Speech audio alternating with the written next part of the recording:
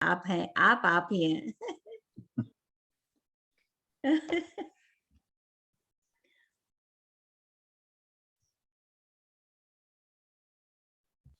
क्या हुआ प्रहलाद जी? फिर प्रहलाद जी चले गए शायद। ये इंटरनेट की समस्या कुछ ज्यादा ही हो रही है आजकल, क्योंकि सारा विश्व है इंटरनेट पे जी रहा है आजकल। बाकी सब जी, जी। बाकी सब चीजें तो कम हो गई है ना, हाँ, हाँ। मिलना जुलना साथ में, वो जो नॉर्मल हमारा होता था वो तो हो नहीं रहा है। अब ये वाईफाई वाईफाई एंड वाईफाई यही हमारा सब कुछ हो गया है। और ये वाईफाई जोड़ा भी है, पर इसमें अगर ये वाईफाई नहीं होता तो हम क्या होते, क्या परेशानियां कैसे झेलते, हमको पता नहीं। हमें मुझे कई बार वो लगता है कि थोड़े और बहुत परेशान होते हैं, आप जितने अभी हुए हैं उससे थोड़े और परेशान होते हैं शायद, और अवसाद से भी हो बताया, जाते हैं। बहुत अवसाद से बचाया है इसने। हाँ, बहुत बहुत अवसाद से बचाया है। और दूसरा इसका कहते हैं ना कि हर एक का एक कहीं ना कहीं एक सापेक्ष पक्ष भी होता है। जी तो उसने कितने लोगों, जैसे हम और आप बिल्कुल नहीं एक दूसरे को मृदुल जानते, लेकिन कीर्ति जी, आज मैं कार्यक्रम शुरू कर रही हूँ। जी करिए। जी, प्रहलाद जी की फोटो नहीं आ प्रहलाद रही। जी प्रहलाद जी, आपकी फोटो नहीं आ रही है, पिक्चर नहीं आ रही है। उनका वीडियो ऑन, हाँ भी आ जी, नमस्कार दोस्तों, मैं बेंगलोर से डॉक्टर इंदु झुंझुनवाला, अभ्युदय के पटल से, अभ्युदय अंतर्राष्ट्रीय संस्था, जो कि पिछले 1 से अधिक वर्षों से जागरूकता अभियान शुरू कर रखा है उन्होंने। और इस जागरूकता अभियान में हमने कला, संस्कृति, साहित्य, भाषा, संगीत, इन सारे वैसे क्षेत्रों को लिया है जो कि मानव जीवन के अलग अलग अभिन्न अंग जैसे हैं। और इसी के दौरान इस माह हमने हिंदी पखवाड़े का आयोजन किया है। और इस हिंदी पखवाड़े में हम अलग अलग विषयों को छूते हुए आगे बढ़ रहे हैं। ऐसी कोशिश है कि इन विषयों में कहीं ना कहीं हम ऐसे लोगों से मिलें जो कि हमें बेहतर और नई जानकारियां दे सके, एक नई राह हमारे खोल सके। और आज बहुत ही खुशी की बात है कि हमारे साथ हैं पद्मश्री प्रहलाद तिपनिया जी, जो किसी भी परिचय के मोहताज नहीं हैं। फिर भी मैं चाहूंगी कि हमारे साथ कमल किशोर राजपूत जी हैं, वो उनका परिचय देंगे। और हमारे साथ जुड़ी हैं डॉक्टर मृदुल कीर्ति जी ऑस्ट्रेलिया से। आप भारत की ही हैं लेकिन अभी ऑस्ट्रेलिया में रहती हैं। और आपके बारे में जितना भी कहा जाए कम है। तो मैं पहले आपका परिचय दे देती हूँ, जब तक कमल जी किसी और काम में थोड़ा लगता है व्यस्तता है। तो इनका परिचय मैं कहूँ कि वाकई में डॉक्टर मृदुल कीर्ति जी का परिचय पूरा विश्व जानता है उनको। और दर्शन और साहित्य में, योग में, वेदों में जो उन्होंने कार्य किया है वो इतना अद्भुत कार्य है, इतना बेमिसाल है कि उसके बाद उनके किसी और परिचय की मुझे लगता है आवश्यकता ही नहीं रह जाती है। फिर भी कुछ नए लोग जुड़ते हैं, कुछ नए लोग सुनते हैं, तो मैं थोड़ा सा उनका परिचय दे दूं कि आपने हिंदी, अंग्रेजी और राजनीतिक शास्त्र में स्नातक किया है और राजनीतिक शास्त्र में ही स्नातकोत्तर भी किया है। और इनके जो पीएचडी का विषय वो अपने आप में बहुत बहुत खास है, वेदों में राजनैतिक व्यवस्था। उसको चुना आपने अपने शोध के विषय के लिए। और जो आपने रचनाएं की है, जो आपने भारत को ही नहीं पूरे विश्व को जो अपने ज्ञान का दान दिया है, वो है भारतीय सांस्कृतिक ग्रंथों को मूल संस्कृत से विभिन्न छंदों में, हिंदी, सामवेद, काव्यानुवाद, चौपाई, दोहे छंद में, अथर्ववेद, ईशादी 9 उपनिषद, श्रीमद् भागवत गीता, अष्टावक्र गीता, शंकर पंचदशी शंकराचार्य की स्तुति स्रोत, मतलब इतनी लंबी सूची है इनकी। पतंजलि योग दर्शन और शंकराचार्य कृत विवेक चूड़ामणि, जो मैं आप लोगों को दिखा दूं, ये विवेक चूड़ामणि है जिसका कि इन्होंने अनुवाद नहीं किया है। अनुवाद में और व्याख्या में बड़ा फर्क होता है। अनुवाद इन्होंने अनुवाद की जगह व्याख्यानुवाद किया है, और व्याख्यानुवाद का मतलब होता है कि आप गहरे उतर करके सीपी में बंद मोती को ढूंढ करके ले आते हैं। तो इनके साथ इसीलिए मैंने सीप के मोती प्रोग्राम किया था, और उसमें कुछ सीरियल किए थे जिसमें कि हमने इनके बारे में जाना था। और सम्मान की बात करूं तो अंतर्राष्ट्रीय और राष्ट्रीय इतने सारे सम्मान मिले हैं कि मैं सिर्फ एक सम्मान की चर्चा करना चाहूंगी, हमारे राष्ट्रपति सम्मान की चर्चा। तो इनको बहुत बहुत सारे सम्मान मिले हैं, और मैं इनकी दूसरी पुस्तक भी जरूर, जो मेरे पास अभी उपलब्ध है, क्योंकि इनकी पुस्तकें भी उपलब्ध होती नहीं है, क्योंकि जब वो हमारे महामहिम प्रधानमंत्री जी मोदी जी द्वारा अगर उनका लोकार्पण होता है, या अमित शाह जी द्वारा होता है, या अटल बिहारी वाजपेयी जी द्वारा होता है, तो फिर वो पुस्तकों की कॉपियां बड़ी मुश्किल से मिलती हैं। लेकिन मुझे 2 कॉपी मिली है। देखिए, ये पतंजलि योग दर्शन है और ये विवेक चूड़ामणि है। और एक खास बात मैं जरूर बताना चाहूंगी कि अभी ये सांख्य दर्शन की व्याख्या कर रही हैं, उसका काव्यानुवाद कर रही हैं। उसके लिए मैं हार्दिक बधाई और शुभकामनाएं देते हुए आपका एक बार फिर से अभ्युदय अंतर्राष्ट्रीय पटल पर स्वागत करती हूँ। और अब मैं चाहूंगी कि कमल भाई हमारे प्रहलाद सिंह तिपानिया जी का परिचय दे दें। अपना स्पीकर ऑन कर लें।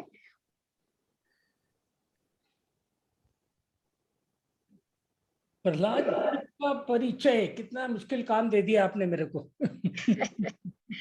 वास्तव में उनका परिचय जो है अपने आप में इतना मतलब गहन है कि क्या बताएं।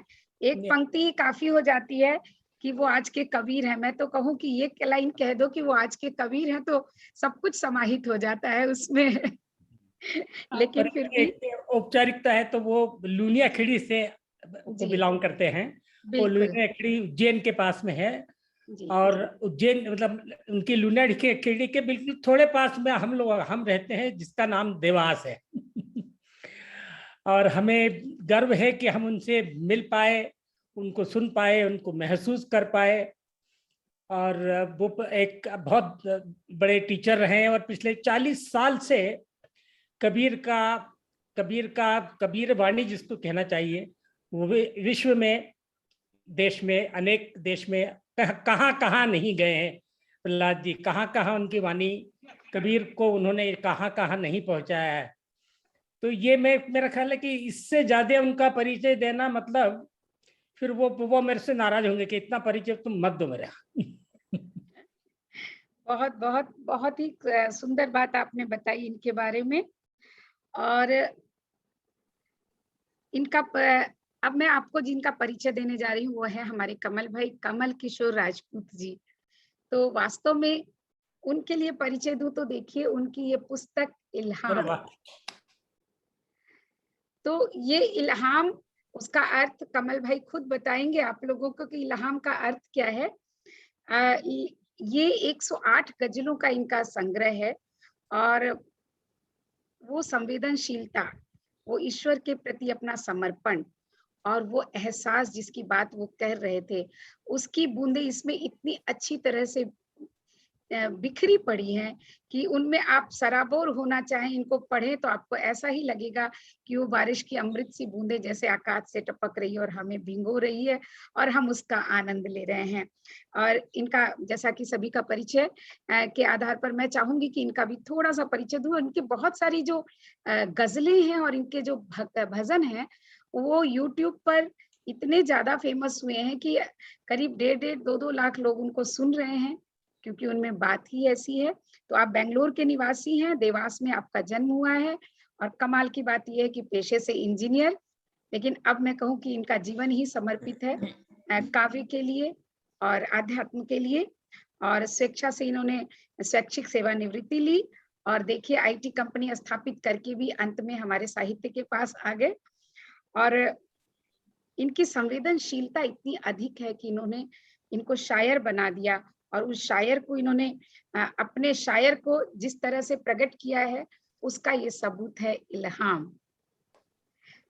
तो बहुत बहुत स्वागत एक बार फिर आप तीनों का आज के इस खास प्रोग्राम में, जिसमें कि हम हिंदी को लेकर चल रहे हैं। और हिंदी भाषा या भारत की जितनी भी भाषाएं हैं जिसके बारे में कि हम जानते हैं कि वो 2 भाषाओं से निकली हैं, संस्कृत और द्रविड़।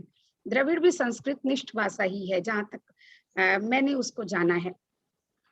और उससे जो भाषाएं निकलती चली गई और उन भाषाओं का जो स्वरूप बनता चला गया, आज के युग की अगर बात करूं तो उसे हम हिंदी कहते हैं कि वो हिंदी भाषा है, और वही अब काव्य की भाषा हो गई। और हिंदी बिखेरते बिखेरते चारों तरफ पूरे उत्तर भारत में काव्य में अलग अलग जगहों पर बिखरी। और जब अलग अलग जगहों पर कोई भाषा बिखरती है ना, तो थोड़ा थोड़ा बोलते हैं ना कि कुछ एक दोहा भी है कि 4 कोस पर पानी बदले 2 कोस पर बोली, ऐसा कुछ आप लोगों को याद होगा। कुछ ऐसे एक कहावत भी आती है। तो वो थोड़ी थोड़ी दूरों पर जो भाषाएं बदल जाती है, वो अलग अलग बोलियों का नाम ले लेती है, लेकिन वो सारी की सारी हमारी हिंदी के अंतर्गत आ जाती है। और आज जब हमारे सामने इतने सुंदर कबीर के जो गायक और कबीर को पूरी दुनिया में प्रसिद्ध करने वाले, उनके दर्शन को सामने रखने वाले प्रहलाद टिपनिया जी हमारे साथ मौजूद हैं, और भारतीय दर्शन को जो संस्कृत में है उसको पूरी दुनिया के समक्ष हिंदी के रूप में लाने वाली मृदुल कीर्ति जी हैं। तो मैं मृदुल कीर्ति जी से सबसे पहले जानना चाहूंगी कि मृदुल कीर्ति जी अपना स्पीकर आप ऑन कर लें और आप बताएं कि संस्कृत से लेकर के जब वो सफर हिंदी तक शुरू होता है, तो दर्शन उसमें किस तरह से, उसमें आप भारतीय दर्शन को किस तरह से देखती हैं, और वो दर्शन किस तरह से हमारे जीवन में फलीभूत होता है या हो सकता है? देखिए, बात भाषा पर हो रही है, तो पहले मैं कुछ आधार बनाते हुए पहले जरूर भाषा को परिभाषित करते हैं। जरूर। कि भाषा क्या है। भाषा व्यक्तायाम वाची, जिसे हम बोलकर व्यक्त करते हैं, वो भाषा है। बिल्कुल। और भाषा केवल बोलने की ही एक विधा नहीं, वरन भाषा में किसी भी देश की जो भी भाषा है, उसकी सभ्यता, संस्कृति और संस्कार तीनों भाषा में ही समाहित होते हैं। एक भाषा के एक वाक्य आपको बता देगा कि ये किस परिमार्जित संस्कृति की भाषा है, और फिर इन्हीं के आधार पर, सभ्यता, संस्कृति और संस्कार के आधार पर हम जो भाषा का विन्यास करते हैं, वो हमारी जीवन शैली का अंग बनता है, जिसे हम बोलते हैं। तो भाषा को बोलकर व्यक्त किया गया। अब भाषा समय समय पे, जैसा आपने अभी कहा कि बदलती रहती है जी। और बदलना भी चाहिए, लेकिन वो बदलते बदलते आंचलिक भाषा होती चली गई, तो आंचलिक भाषा से परिवर्तन हुए। लेकिन आप एक बात देखिए, मूल कभी नहीं खोया। जैसे अब हम बात आपने संस्कृत से की, तो मान लीजिए मैं संस्कृत से ही चलती हूँ, तो कर्मण्येवाधिकारस्ते मा फलेषु कदाचन, अगर निष्काम कर्म गीता ने सिखाया, तो वो हमारी भाषा में कैसे उतरा। देखिए, वो पहले लोग कहते रहे, उसके बाद जब बिल्कुल अपनी आंचलिक भाषा में आ गए, तो मुहावरों में वो कर्मण्येवाधिकारस्ते कैसे आया, नेकी कर और कुएं में डाल। आप अनुवाद करिए उल्टा, क्या वही नहीं है, नेकी कर और कुएं में डाल? जी बिल्कुल। तो ये भाषा ऐसे ऐसे कदम, स्टेप बाय स्टेप जो परिमार्जित होती चली जाती है। तो आज हम हिंदी भाषा की विशेष रूप से बात करते हैं। हमारी हिंदी भाषा का जो दर्शन है, जो अध्यात्म है, जो ज्ञान है, जो विज्ञान है, जो योग इसमें समाया है, उसकी तुलना किसी के पास पाणिनि जैसा व्याकरणाचार्य नहीं है जो हमारी भाषा की तुलना कर ले। क्या बात है। हमारा एक एक शब्द दर्शन है, और उसकी एक एक लिपि दर्शन से भी परे पूरी व्याख्या करती है, और उसकी लिपि पूरा ग्रंथ है। मान लीजिए हम आपको केवल एक शब्द ही, वर्ण ही बताते हैं, तो वर्ण, वा राणा, वा का अर्थ है पूर्ण, और रा का अर्थ है प्रवाह, और रा का अर्थ है नाद। देखिए तब तो हमारा वर्ण बनता है। रा जब बनाते हैं, लिपि देखिए आप उसकी, रा जब बनाते हैं यूं तो ऐसे नीचे जाता है प्रवाह में,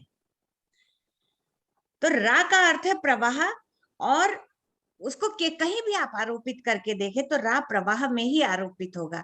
राधा कहते हैं आप, तो रा माने प्रवाहित है, धा धारणा जिसकी कृष्ण के लिए, वो राधा, राधा का अर्थ ये हुआ। आप स्वर शब्द को करिए, स्वर, स्व माने अपना, रा माने प्रवाह, तुम्हारे अंतस का जो प्रवाह है वो स्वर बनता है।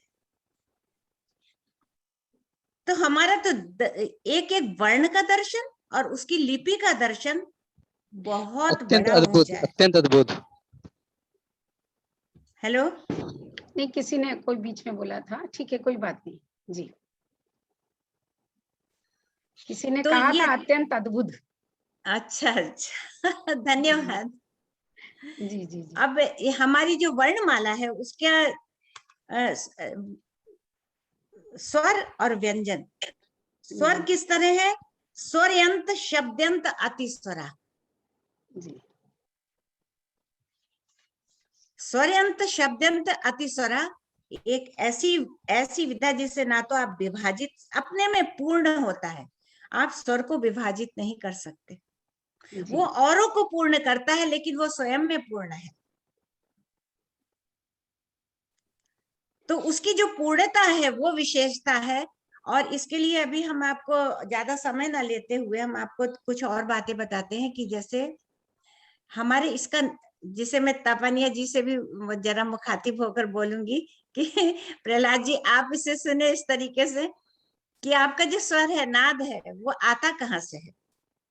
देखिए आप अपनी, आप सबसे मैं कह रही हूँ, मतलब आप सोचिए मैं इतने विश्वव्यापी स्क्रीन पर बोल रही हूँ और आप कृपया इसका अनुसरण करें कि मैं आप लोगों से कहती हूँ छोटा आ बोलिए,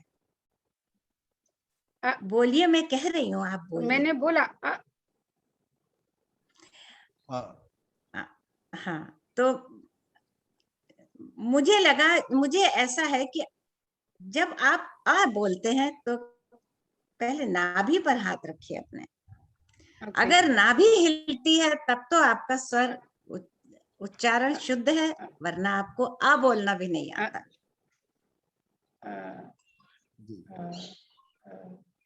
हमें खुशी है कि हमारे कि नाभि में हुआ कुछ जब हम आप चलिए जी। तो इसकी यात्रा नाभि से हिरण्यगर्भ से, देखिए बहुत गहरी बात है कि हमारी भाषा का विज्ञान देखिए, जो हिरण्यगर्भ से, हिरण्यगर्भ वो है जो मणिपूरक क्षेत्र है और यहाँ मणियां छुपी हुई है, यहीं से आपको जो आप कुंडली जागृत होती है, गर्भ का स्थापन यहाँ पर होता है, बच्चा पूर्ण यहाँ से होता है, तो ये क्षेत्र ही मणिपुर है और यहीं से हमारा नाद निकलता है, मणिपुर क्षेत्र से। तो अब हम यात्रा करते करते हम आपको कहाँ तक, देखिए होठ तक लेकर आएंगे। आ, नाभि पर हाथ रखिए और आ बोलिए। आ आ आ ई ई उ उ री ए ऐ ओ औ अंग आहा। ओके, यहाँ तक आहा। देखिए पूरी यात्रा आपको पता भी नहीं, लेकिन ये सब बिंदु ध्वनित हो रहे हैं आपके, जो सोए हुए बिंदु हैं, वाणी के, नाद के, स्वर के, वो यहाँ से सब झंकृत, उनका अपना स्थान है, आप उन स्थानों पर आपका कभी ध्यान नहीं गया, जो उनका अपना स्थान है वो स्पंदित होता है, तभी आप निकाल भी सकते हैं, नहीं तो शब्द निकलेंगे ही नहीं। क्या बात है। तो आ जी, तो आ ई उ री में देखिए हृदय ध्वनित होता है, री ए ऐ ओ औ अंग आहा। आहा के बाद यही रुकिए, अब ये कंठ है, तो सारा का वर्ग यहीं से निकलेगा, कंठ पे हाथ रखिए, का वर्ग यहाँ से, का ख ग घ आ। इसके बाद आएगा चा वर्ग, मूर्धन्य, जीभ के आगे के पार्ट, यस नहीं अंदर नहीं, आगे का मूर्धन्य, आगे अच्छा, का आगे का, ओके। चा छा जा झा उआ। यस, अब आएगा तीसरा, टा वर्ग है, वो तालब भी है, जिसमें आपके तालु जो पैलेटल है उसको टच करेगा। और आप ये देखिए, उसकी लिपि भी देखिए, टा आपका ऐसे, जैसे आप फिंगर मोड़िए तो जब टा लिखते हैं, ऐसे ही आपकी जीभ भी वैसी करेगी, टा ठा डा ढा ड़ा। अब ता वर्ग, अब बचा दांत, दंती, ता था दा धा ना। और नाभि से जो यात्रा शुरू हुई है वो देखिए वैज्ञानिकता होठ पर आएगी, कितनी, क्या होस्ट होठ पर आएगी, पा फा बा भा मा, नाभि से यात्रा शुरू की और होठों पे खत्म हुई। बिल्कुल। तो ये है हमारा दर्शन कि हमारा एक एक अंग को स्पंदित करता हुआ, जागृत करता हुआ, उनको स्वर देता हुआ और हमें झंकृत करता हुआ निकलता है। ये तो हमारी हिंदी की वर्णमाला है। और भाषा की बहुत बातें होती हैं, हिंदी की बहुत बातें होती हैं, और मैं क्षमा मांगते हुए कहती हूँ, बहुत मानती हूँ बहुत लोगों को आता होगा, मैं ही नहीं, सबको आता होगा, इतने बड़े बड़े व्याकरणाचार्य हैं उनको आता है, लेकिन अधिकांश लोगों को अभी हिंदी की वर्णमाला भी शुद्ध सही क्रम से निर्दोष उच्चारण नहीं आता। बिल्कुल ठीक कहा आपने। तो पहले इसको परिमार्जित, क्योंकि शुरू से ही दीजिए, इसे ही परिमार्जित करिए, तब इसका विज्ञान और इसका दर्शन और इसका अध्यात्म, इसकी गुण गर्भिता, इसकी मर्म गर्भिता तब समझ में आएगी। फिर अब वर्णमाला से हम मान लीजिए एक दो शब्दों का परिचय देकर करते हैं। कोई भी शब्द बोलिए, मैं आपको उसके बीज में ले जाऊंगी। मान लीजिए आप प्रकृति कहते हैं, तो कृति रचना है, लेकिन प्रकृति से, वो कृति से प्रथम कौन है? प्रथम है कोई, प्रा लगा है तो प्रथम है, तो अर्थात रचयिता है। वाह। और जब प्रलय होती है तो आप लय हो जाते हैं, लय होती है, जैसे पंच तत्व जो है, पंचभूत है, पंच तत्व में चले जाते हैं। पंच तत्व जो है वो 5 ज्ञानेंद्रिया और 5 कर्मेंद्रिया और एक मन, जो 13 है, 13 करण है, उनमें चले जाते हैं। फिर वो 13 करण जो है वो अहंकार में चले जाते हैं, अहंकार बुद्धि में चला जाता है, महत बुद्धि में, और बुद्धि जो है प्रकृति में चली जाती है। इस तरह ये लय होता है। तो कैसे होता है? प्रलय, वो जो प्राथमिक प्रा यहाँ भी है, तो वो उस लय होता है उसी प्रकृति वाले प्रा में, तो उसी प्राथमिकता में जाके लय हो जाता है, उसको प्रलय बोलते हैं। तो इस तरह कोई भी शब्द आप ले लीजिए, मान लीजिए जगत, देखिए या ध्यान आया आपको, सुनो, जगत शब्द है, देखिए जगत शब्द का कितना सुंदर है, मुझे तो रोमांच हो रहा है सुनकर, याद करके, कि जा कहते हैं जन्मते और गा कहते हैं गम्यते। तो ये जो जग है ना, यहाँ आप टिकट लेकर आते हैं, पहले ही लिखा है ये जग है, यहाँ जन्म होगा और यहीं से गमन भी होगा। तो जन्मते गम्यते इति जगस्ता, उसे ही जगत बोलते हैं, जहाँ जन्म होता है, जहाँ से गमन होता है, इति जगस्ता। कोई भी शब्द ले लीजिए, कोई भी, जैसे बड़े बड़े शब्द हमारे यहाँ जो लिखे गए हैं, उनके बीच में अगर जाएं तो एक शब्द जो होता है, एक वर्ण, केवल शब्द नहीं, एक वर्ण ही बीज होता है, उसी का प्रत्यय और वो लगा के वो शब्द बन जाते हैं। तो चलिए, आज तो मैंने बहुत बोल दिया, और अब मुझे धन्यवाद। नहीं, आपने जो बोला वो बहुत जरूरी था, वहां से शुरू जो आपने शुरुआत की है वो बहुत बहुत सुंदर बात थी और बहुत जानने वाली बात थी। क्योंकि लोग बोल तो देते हैं कि ये भाषा बहुत ज्यादा व्याकरणिक है, बहुत वैज्ञानिक भाषा है, लेकिन किस अर्थ में वैज्ञानिक है? आपने जो ये बताया कि एक एक शब्दों के जो अर्थ हैं, जो उसकी गहराई है, जैसे प्रकृति, जगत, जो भी शब्द आपने बताई, आपने कहा कोई भी शब्द ले लो, तो सिर्फ बात अक्षर की नहीं है, पहले आपने अक्षर की बात बताई, उसके बाद आपने शब्द की बात बताई, तो और उसी से फिर आगे जाकर वाक्य बनते हैं, जिसपे कि हम अपने भावों को उड़ेल देते हैं। तो वो एक यात्रा बनती है जो आपने शुरू की है। तो मैं पूछना चाहूंगी अपने टिप्पणिया सर जी से कि सर आप इसमें कुछ अपनी बात रखें।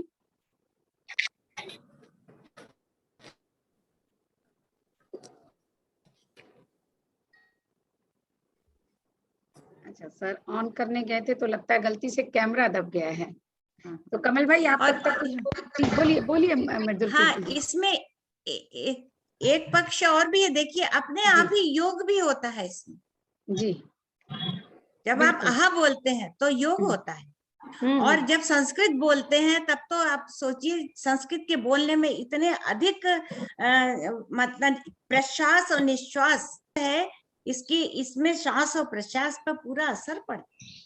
तो हमारे स्वास्थ्य के लिए, हमारी मानसिक अवस्था के लिए बहुत बहुत ही इसका वैज्ञानिक पक्ष है, जो एक दूसरा बात है जो कभी और विषय पे कही जा सकती है, लेकिन मैंने इसको आधारभूत रूप से आपको वर्णों के आधार पे बताया।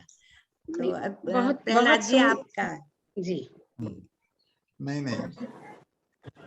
नहीं, आप तो स्वर के भी बहुत आगे हैं प्रहलाद जी, शब्द की उत्पत्ति आप नाद तक हैं। जी के बारे में जो आपने कहा है जी जी कहें। वैसे अभी बहन जी ने जो कहा, निश्चित रूप से हमारे अंतर से जो स्वर निकलते हैं, स्वर की उत्पत्ति को जब अक्षर के रूप में जो अक्षर आधार को मिलता है, चाहे वो होंठ से मिले, चाहे तो उसकी अभिव्यक्ति जब बाहर होती है तब कहीं न कहीं नाद से हम जो है उसका अभिव्यक्त करने का जरिया ये चीज है। और निश्चित रूप से जब तक इन हदों में रहे तो फिर उसके मूल रूप को शायद हम उतनी गहराई से नहीं जान पाएंगे, ऐसा मैं, क्योंकि जो इंसान इन हदों से ऊपर उठ गया उसे नाद का एहसास निश्चित रूप से हो ही सकता है सब कोई, क्योंकि सबके अंदर मौजूद है। नाद के बिना कोई खाली नहीं है। एक जगह पर कबीर कहते हैं कि अखंड ताल टूटे नहीं कभू, गुरु खुले जाने का जानन हारा। मृदुला बहनों ने शब्द के बारे में जो ज्ञान की चक्षु सबकी खोल दी, और उसके मार्फत यदि हम उस चीज का प्रैक्टिकली अनुभव उन्होंने करके बता दिया कि जब आप बोलते हैं तो नाभि से नाभि में हलचल होती है, और यहाँ से जब शुरू होता है तो चलते चलते चलते वो होंठ तक, कंठ तक, नाभि तक, या यहाँ तक और आगे तक भी जाता होगा। तो इस तरह से ऐसे ज्ञान, ऐसी समझ, ऐसी प्रत्यक्षानुभूति जिन साधकों ने करी, चाहे वो लिख करके करी हो, चाहे वो एहसास करके करी हो, चाहे नाच के मार्फत, चाहे शब्द के मार्फत, तो इसलिए ऐसे गुणीजनों का आपने आज जो इस संस्था के मार्फत सबको एकत्रित करके वो रोशनी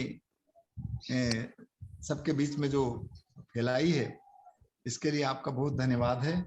और सबसे खुशी की बात है कि आज बहन मृदुला जी ऑस्ट्रेलिया से हमारे बीच में है, और इस तरह की शब्द के खिलाने का काम, जैसे पानी में रहकर के कमल खिलता तो पानी से ऊपर उड़ जाता है और उस पर पानी की एक बूंद नहीं ठहरती, उसी तरह से आपने इस तरह का एक काम किया है। इसलिए आप आयोजकों को हम बहुत साधुवाद ज्ञापित करें, और बहुत खुशी है कि कम से कम हमें इसमें आप सबके रूबरू होने का और आपसे दर्शन करने का मौका मिला। तो आपका नाद कहाँ है? बिना नाद के नहीं जा सकते आप?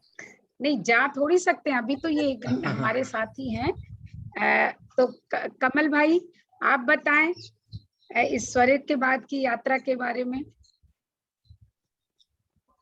देखिए, being a scientist, one thing है, हिंदी में बोलूं या इंग्लिश में बोलूं? हिंदी में बिल्कुल हिंदी में बोलो, हिंदी में, क्योंकि हमें अंग्रेजी नहीं आती। बिल्कुल हिंदी में ही बोलना है, हिंदी का ही कार्यक्रम है। देखिए, मैं जहां तक समझा हूं, संस्कृत प्रकृति के साथ से जुड़ी हुई है। उसका हर चीज जो हुआ, उसका हर शब्द, उसका हर नाद, उसकी हर चीज जो है वो बहुत प्रकृति से जुड़ी हुई है। और इसीलिए साइंटिस्ट के नाते भी मैं कह सकता हूं कि एक संस्कृत और एक दो लैंग्वेज और लैटिन और ग्रीक, संस्कृत इज 100% ऐसी लैंग्वेज जिसमें कहीं पर मतभेद नहीं है कहने, बोलने में और सुनने में। जो कहा जाता है वही लिखा जाता है, जो लिखा जाता है वही बोला जाता है। और इसीलिए कई सालों से ये चल रहा है कि कंप्यूटर का जो उनकी जो कंपाइलर एक भारत में होता है जो सारी बातें करता, अगर संस्कृत का कंपाइलर बन गया तो मेरा ख्याल है कि विश्व में कोई भी कंप्यूटर गलती नहीं करेगा। जो आजकल हम इतनी सारी गलतियां हमको भुगतना पड़ती है, अगर संस्कृत कंपाइलर, संस्कृत से कंपाइलर बन जाए तो मेरा ख्याल है हमारे पूरे विश्व में कंप्यूटर एकदम 100% डिपेंडेंट मतलब कि निर्भर हो सकता है, प्रकृति के साथ जुड़ सकता है। हमारी सबसे बड़ी समस्या ये कि हम जो भी अभिभूत किया, हमारे वेद कह लो या पुराण कह लो या गीता कह लो, ये पहले अंदर से, या कबीर ने जो है इन लोगों ने महसूस किया है अंदर। शब्द तो बाद में मिले हैं, शब्द तो हमारे जो हम ये कविता कहो या गीत कहो या कबीर वाणी कहो, ये कबीर की वाणी पहले नहीं आई है, वेद पहले नहीं आए हैं, उपनिषद पहले नहीं आए हैं, गीता पहले नहीं आई है। ये पहले अंदर से महसूस की गई है उस अवस्था में जो आपके आंतरिक अवस्था है, जो आपके हृदय के करीब है। पर जब आप हृदय के करीब से जब आप उस बात को महसूस करते हैं या अभिभूत करते हैं या उसको एहसास उसका करते हैं, और फिर उन लोगों ने जो कहा है वो भाषा बनी है। और संस्कृत में यही, जैसे मृदुल जी तो बहुत बड़ी बात कह दी मेरे को, आज मैं बहुत सारी चीजें मेरे को मेरे क्या बगलते मुगालते दूर हो जाते हैं जब ऐसे व्यक्तित्व की बातें जब सुनते हैं ना, तो एकदम लगता है कि अरे तो इतना सरलता, हम अभी तक उसको समझे क्यों नहीं। बहुत आज से लेके हम जो पूरी यात्रा जो है, मतलब नाभि से लेके, नाभि ही हमारी जिंदगी का शुरुआत वहीं से, बच्चा वहीं सारा जिंदगी का उसका एहसास, उसकी सब कुछ नाभि से ही शुरू होती है और आह तक। अभी आह तक जो आपने बोला, ये मृदुल जी ने बोला, मैं इतना खुश हो गया कि हम इसीलिए उसको आह, और जब आह निकलती है वो एक अंतिम चीज है, अंतिम, इससे आगे आप कुछ बोल नहीं सकते। तो मैं सोचता है संस्कृत प्रकृति के बहुत करीब है, और यही मैं सोचता हूँ कबीर ने भी महसूस की है, कृष्ण ने भी महसूस की है, राम ने भी महसूस की है, अरविंदो जी ने महसूस की है, रामकृष्ण परमहंस ने महसूस की है, विवेकानंद जी ने, ये जितने भी महान इन लोगों ने इसे जिया है, इसको पढ़ के पंडित नहीं बने हैं। जैसे कबीर ने कहा कि पंडित भयानक होए, 2.5 अक्षर प्रेम का, पढ़े सो पंडित होए। तो इसका निचोड़ जो पूरा है प्रेम है, और ये प्रेम शब्द नहीं है, ये अनुभूति है, अंदर की अनुभूति है, अंदर का एहसास है। आप भले कद में तुमसे बहुत प्यार करता है, पर तुम अंदर से करते हो क्या? आपका हृदय बोलता है कि आप किसी को प्यार करते हो या किसी को प्रेम करते हो या किसी का। तो ये जो संस्कृत हमारी जो है, मुझे गर्व है कि मैं भारत में इस शाश्वत भूमि में मेरा जन्म हुआ और इस संस्कृत को समझने की कुछ मौका मुझे मिला, और मैं बहुत खुश हूँ। और आप जैसे विद्वान लोगों से, मृदुल जी हैं, प्रहलाद जी हैं, जो अपनी आवाज से दुनिया तक पहुंचाते हैं। बस बहुत सुंदर बात कही कमल भाई आपने। वास्तव में ये जब चीजें मालूम होती हैं तो लगता है कि देखिए क्या एक्चुअली सच्चाई क्या है। हम सब चीजों का प्रयोग अवश्य करते हैं, लेकिन उन चीजों की गहराई में जाकर के उसको नहीं खोजते हैं। तो मेरा प्रश्न फिर से मधुर कीर्ति जी से वही है जो मैंने पहले पूछा था, कि फिर से बोल देती हूँ कि संस्कृत में जो आप, मतलब जैसे कि अभी कमल भाई ने भी कहा और आपने भी कहा, टिपनिया जी ने भी कहा कि वो स्वर जो है, नाद, उसकी अनुभूत होनी चाहिए। वो चीजें अनुभूति में जब उतरती हैं तो ये बाहर की चीजें तो ऊपरी हो जाती हैं। तो संस्कृत में जो हमारे इतने वेद और पुराण और इतने साहित्य लिखा गया, योग और सांख्य दर्शन जिनका आप कर रही हैं, तो जब आप उसको हिंदी में उसकी व्याख्या या अनुवाद करती हैं या उसको हिंदी में लिखने का प्रयास करती हैं, तो कहाँ आपको ये महसूस होता है कि वो भाव, वो एहसास या वो चीजें आप उसमें उतार पा रही हैं? ऐसा इसके लिए थोड़ा सा गहराई से मुझे बात करनी पड़ेगी, और मुझे थोड़ा सा दर्शन की ओर मुड़ते हुए कुछ बातें बतानी जरूरी है। आपके इस प्रश्न का उत्तर बहुत विशद है जी। ये मेरा स्थूल शरीर, स्थूल शरीर जो है वो अंतिम अवस्था है, इसके पीछे है सूक्ष्म शरीर, और सूक्ष्म शरीर के पीछे है कारण शरीर। और यहाँ तक की व्याख्या यहीं तक आती है कि स्थूल, सूक्ष्म और कारण। लेकिन जब मैं इन अनुभूतियों में उतरी हूँ तो मैंने महसूस किया कि एक चौथा शरीर भी है। बिल्कुल है, वो है वैचारिक शरीर। क्योंकि स्पंदित अनुभूति और विचार के जन्म से ही, क्योंकि कार्य जो है वो उसके कारण में पहले से ही विद्यमान होता है। बिल्कुल, कोई भी कार्य जो है वो कारण में, अर्थात आपने बरगद का बीज देखा तो वो बीज कितना छोटा है, उससे छोटा कुछ नहीं होता, लेकिन उसमें पूरे बरगद की संभावनाएं हैं। बिल्कुल। तो जो आप तो और हम जैसे लोग तो ये देखेंगे, जब बीज प्रस्फुटित होगा तब बरगद होगा, तो हम कहेंगे अरे कितना विराट है। लेकिन जो तत्वदर्शी होता है, तत्वदर्शी, वो बीज में बरगद को देख लेता है।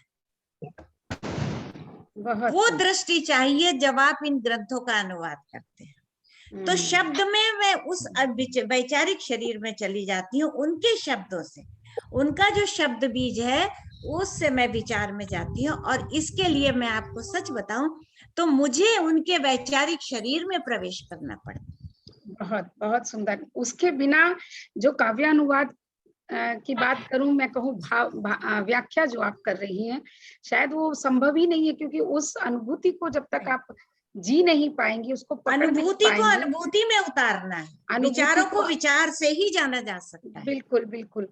तो ये बात बहुत सुंदर कही। उस स्तर तक मुझे जाना पड़ता है। और इसके लिए मेरा भाव प्रत्यय, जो मेरा किसी जन्म का जो हो चुका है, जैसे गीता में भी लिखा है, अर्जुन जब पूछते हैं कि वासुदेव कृपया बताएं कि जिसका योग भ्रष्ट हो जाता है उसकी क्या गति होती है, तो उनका योग कभी भ्रष्ट नहीं होता, उसके आगे की अवस्था मिलती है। तो मैं अपने ऊपर जब ये उतारती हूँ तो गृहस्थ में रहकर मैं इन चीजों में मेरा और कुछ अच्छा ही मुझे नहीं लगता, कुछ नहीं लगता। मैं इसी में ही बस हाथ से काम हृदय से राम की अवस्था में। तो मेरा पहले का भव प्रत्यय है जो आज प्रस्फुटित तो उजागर हुआ है। तो इसके लिए तो मेरे प्रारब्ध भी हैं, उनका योग, फिर मेरे माता पिता के दिए हुए संस्कार, और फिर मेरा अपना प्रयास, और समय भी कई और सारे तथ्य हैं। दो और तथ्य होते हैं, समय और परिस्थितियां। इन सब समय चीजों अनुकूल भी समय और परिस्थितियां और प्रतिकूल भी। जी बिल्कुल बिल्कुल। तो कभी कभी प्रतिकूल भी जो प्रेरक होता है। जी, काल की बात तो बहुत जरूरी है कि काल उसमें बहुत महत्वपूर्ण तथ्य हो जाता है। और उसके बाद हमारे पूर्व जन्म के कर्मफल भी कहीं ना कहीं, कर्म भी कहीं ना कहीं उसमें उत्तरदायी होते हैं। तो ये जो 4 शरीरों की आपने बात की, ये हमारे दर्शनों में बहुत सुंदर ढंग से आया हुआ है कि नहीं, आपको वैचारिक शरीर नहीं मिलेगा, वैचारिक शरीर नहीं मिलेगा, ये मेरी अपनी नहीं, जैन दर्शन में ये है, जैन दर्शन में है। हाँ, जैन दर्शन में होगा, लेकिन मेरे जैन दर्शन में सारे शरीरों की बात अलग अलग की गई है, मैं आपको भेजूंगी। तो नहीं, बहुत सुंदर आपने बात कही में।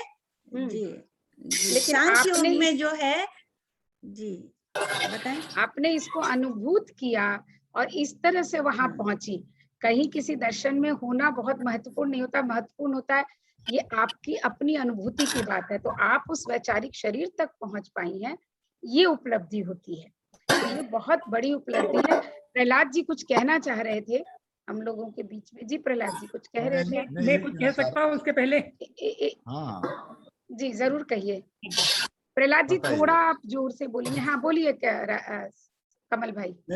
मैं ये कहना चाह रहा था कि जी प्रहलाद जी, जी मैं ये कहना चाह रहा था कि जो बहन कह रहे थे कि वैचारिक शरीर जैसे सुन रखा है कि ठीक है, शरीर हम देख रहे हैं, स्थूल के बाद में सूक्ष्म भी है, सूक्ष्म के बाद में कारण है, कारण के बाद में महाकारण है।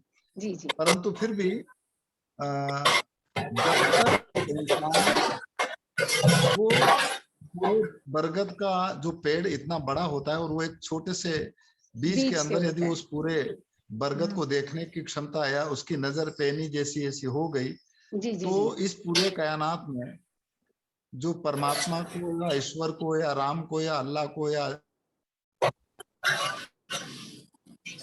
जो जो जिस लफ्ज में पुकारते हैं उसका एहसास उसको संभव है।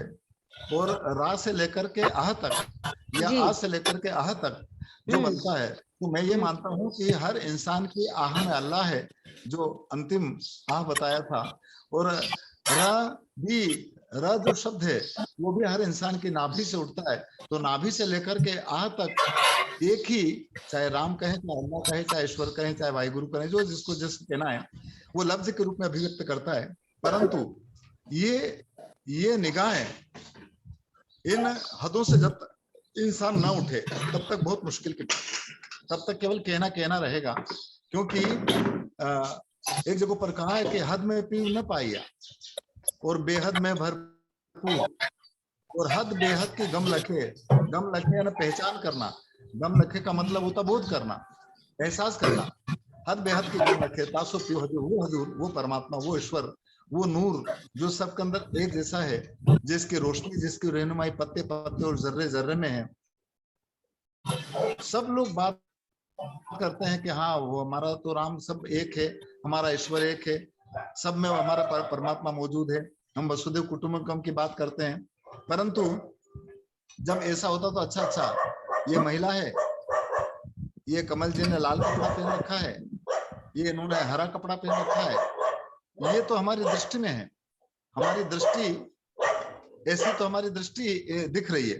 यदि हम इस तरह की बात करते हैं तो उससे क्या, जब तक इन चीजों का इम्प्लीमेंट है, जब तक इन चीजों को हम पूरी तरह से अपने जीवन के ऊपर घटित करके, तब तक क्या होगा, खाली वो ऐसा होगा खलक मिला खाली हुआ और बहुत क्या बकवाद, और बांध हिलावे पाल नाने तामे कौन स्वाद। बच्चे के सुख को तब तक नहीं जान पाएंगे जब तक बच्चा हो वो झोली में झूले, जब खाली झोली को हिला रहे हैं जिंदगी भर तक और बच्चे का उसमें आता पता है ही नहीं, तो बताओ कैसे हो सकता है। जिन लोगों ने इतनी मेहनत करके उस अनुभूति को अपने जीवन में जिया तब कहीं बात बने। और इसलिए मुझे एक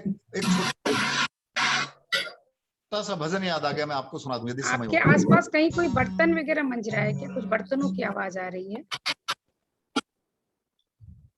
वो स्वर्ण ज्योति जी को थोड़ा स्वर्ण ज्योति जी को बोलिए अपना माइक बंद कर ले। स्वर्ण ज्योति, अच्छा वो मैं कर देती हूँ उनका, तो कोई बात नहीं अगर नहीं कर तो एक पद में सुनाऊं? जी जी जरूर जरूर, बिल्कुल स्वागत है सर। उसमें यही बात कही है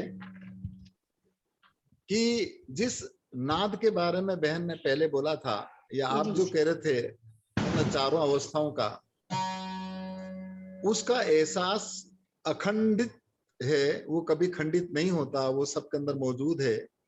और वो उसका एहसास कोई ज्ञानवान को, ये बोधि और कोई भेदी पुरुष का जब एहसास होता है तो उसके बाहर की भटकन और भीतर की भटकन सब खत्म हो जाती है। और इसीलिए कबीर साहब एक पद में इस तरह से कहते हैं,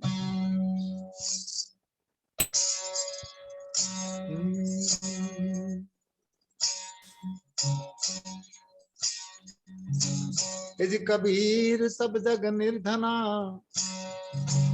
और धनवंता नहीं को, धनवंता सो ही जान जे जाके राम नाम धन हो।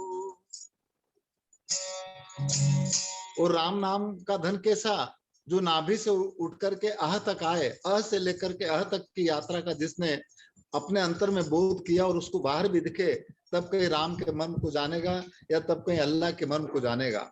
इस वजह से वो कहते हैं कि वो याद, जिस तरह से अभी बहन ने बहुत अच्छा कहा कि ठीक है लोगों ने स्थूल शरीर, सूक्ष्म शरीर, कारण शरीर, महाकारण शरीर, इनके बारे में बात करी, परंतु वैचारिक स्थिति को जब तक वो नहीं जिया तो समझ लो कि इनके रहते हुए वो कहीं ना कहीं अटक सकता है। और वो है बोध और भेद। इसलिए वो कहते हैं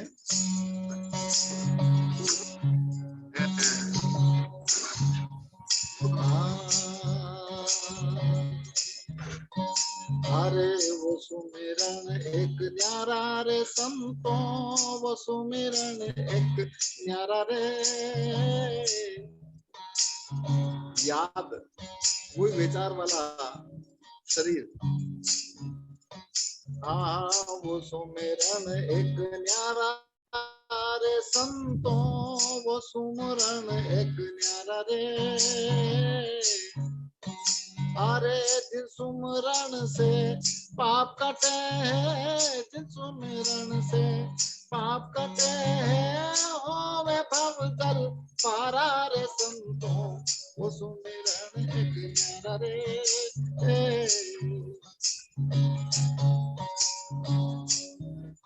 वो कहते हैं उसको याद करने के लिए बाहरी जो हम करते हैं, एक स्थिति ऐसी आती कि उसकी करने की जरूरत नहीं है। इसलिए वो कहते हैं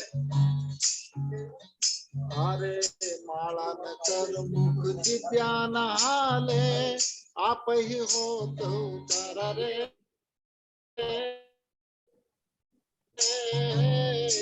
क्या नहाले आप ही हो तो उतारा रे। अरे ज्ञान कोई सदगुरु को कोई जानेगा जानन हारा रे संतों वो सुमिरन एक न्यारा रे। वो सुमिरन एक न्यारा रे संतों वो सुमिरन एक न्यारा रे। और वो कैसा है? अखंड तार टूटे नहीं कब हूँ सोहंग शब्द उतारा रे। अखंड तार टूटे नहीं कब हूँ सोहंग शब्द उतारा रे। अरे सभी के घट रचना लागी, सभी के वो घट रचना रे लागी, तो नहीं समझे गमारा रे संतों वो सुमिरन एक न्यारा रे। वो सुमिरन एक न्यारा रे संतों वो सुमिरन एक न्यारा रे। और ये आत्मस्थित होने पर आप जैसे हृदय में एकाग्रचित होने की बात कर रहे थे, वैसी स्थिति हो तब कहीं बात होती। और बहन ने उसे बहुत अच्छी तरीके से कहा, उस नाद के साथ में शब्दों के रूप में यदि समाहित हो गया तो उसकी भटकन खत्म हो जाएगी, बाहर नहीं मिलेगा। इसलिए कहा है अरे पूरब पश्चिम उत्तर दक्षिण चारों दिशा में पचहरा रे। पूरब पश्चिम उत्तर दक्षिण चारों दिशा में पचहरा रे। अरे कहें कबीर सुनो भाई साधो, कहें कबीर सुनो भाई साधो, ऐसा शब्द ले वो टक सारा रे संतों वो सुमिरन एक न्यारा रे। वो सुमिरन एक न्यारा रे। वो सुमिरन एक न्यारा रे।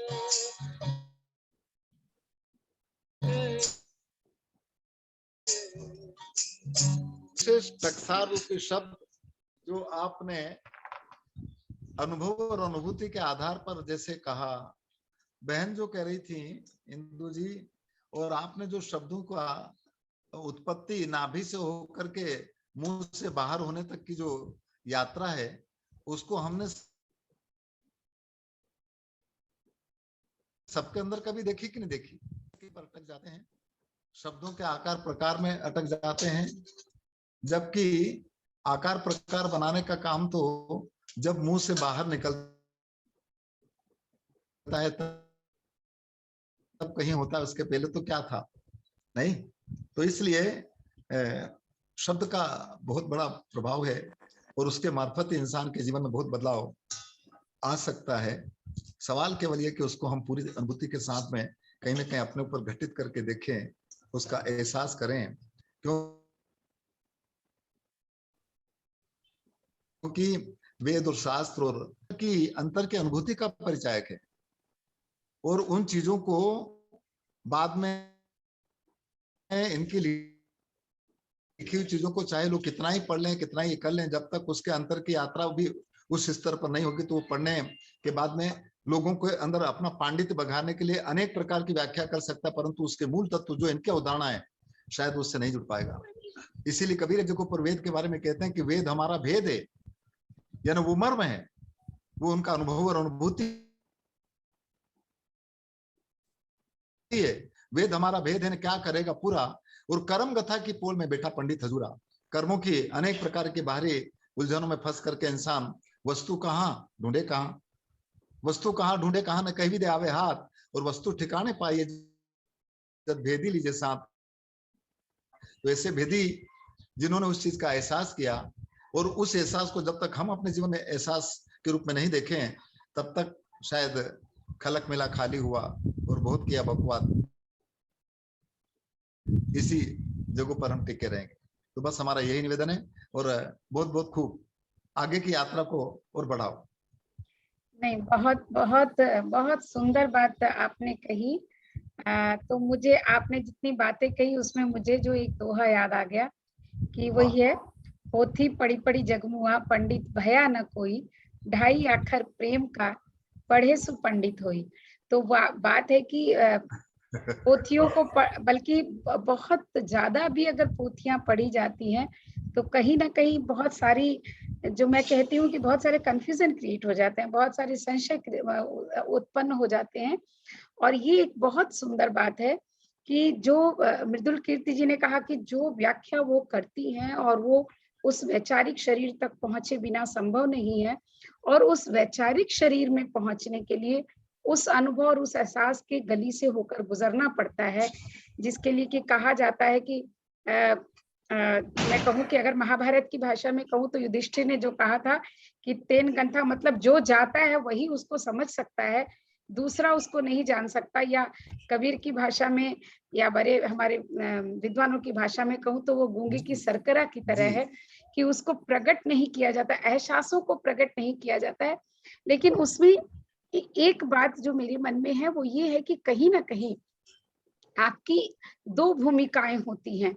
अगर आप अध्यात्म की राह पर चल रहे हैं, अंतर की यात्रा कर रहे हैं, अपने अंतर में उतर रहे हैं, तो एक यात्रा आपके अंतर की है और एक यात्रा आपके बाहर की है जी। तो और जब आप संसार में हैं तो आप दोनों यात्राओं को करते हुए आगे बढ़ते हैं, जहां तक मैं समझती हूँ, जो मुझे समझ में आता है कि आप एक को भी छोड़ नहीं सकते हैं, जिसको कि हम कह सकते हैं व्यवहार और निश्चय, ये दोनों की यात्रा साथ साथ चलती रहती है। तो मृदुल जी, कमल भाई आप कुछ कहने वाले थे क्या? हाँ जी, जी। मैं मृदुल जी की बात और प्रहलाद जी की बात को थोड़ा सा आगे बढ़ाना चाहता था। जी जी जी। मेरे को क्या लगता है, प्रकृति की और ईश्वर की कृपा या खुदा की मेहर जिसको हम कहते हैं, सबको है, हम सबको है। प्रकृति की कृपा और ईश्वर की कृपा हम सबके ऊपर है। बस हमारी यही एक समस्या आती है कि हमारा बीच में वो जो माया या आप जो कह रहे हैं बिल्कुल दिमाग है, वो जो सोचने वाली बात है, तो इसके ऊपर मैंने एक ईश्वर की कृपा से 1-2 लाइन लिखी गई थी, मृदुल जी मैं आपके साथ शेयर करना चाहूंगा, बहुत जरूरी। प्रहलाद जी के साथ मैंने कई बार किया है। स्वागत है। पता है उसमें अब ईश्वर कहलाता है, मेरे को कई बार लगता है कि ईश्वर मुझसे बहुत सारी चीजें कहलवाता है, उसकी कृपा होती है, पर मैं अपने दिमाग को यूज करता हूँ और फिर वो कृपा को समझ नहीं पाता हूँ।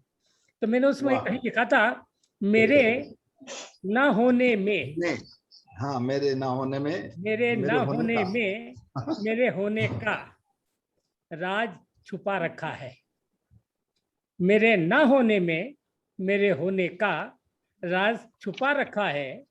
दिखता नहीं बजता है, दिखता नहीं बजता है, अनहद में कोई साज छुपा रखा है। क्या बात है, बहुत दिखता नहीं बजता है, अनहद ने कोई साज छुपा रखा है।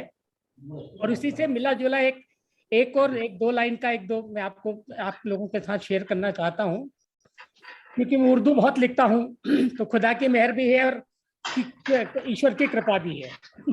और ये तो मैं उसमें लिखा था खुद और खुदा में, खुद ये फक्त एक अलीफ ही की दूरी है।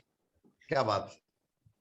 खुद और खुदा में फक्त एक अलीफ ही की दूरी है। मैं अलीफ पे बाद में आता हूँ, पूरा इसको कह देता हूँ। खुद और खुदा में फक्त एक अलीफ ही की दूरी है। बुला उसको खुद में, कह तू आ मुझे खुदा बना। वाह। बुला उसको खुद में, कह तू आ मुझे खुदा बना। और ये अलीफ का मतलब जो उर्दू में पहला शब्द होता है, इससे आना भी होता है, जिसको हम अभिमान भी बोलते हैं। तो हमारे और ईश्वर के बीच की दूरी, ये सारी हमारी आना है, हमारा अभिमान है। जिस दिन हमारा ये आना और अभिमान नहीं हुई, तो ईश्वर तो हमारे पास ही है। हमारी सारी समस्याएं, हमारी आना, हमारा मैं जिस दिन ये मैं की बात खत्म होगी, वही मैंने बताया कि मेरे ना होने में मेरे होने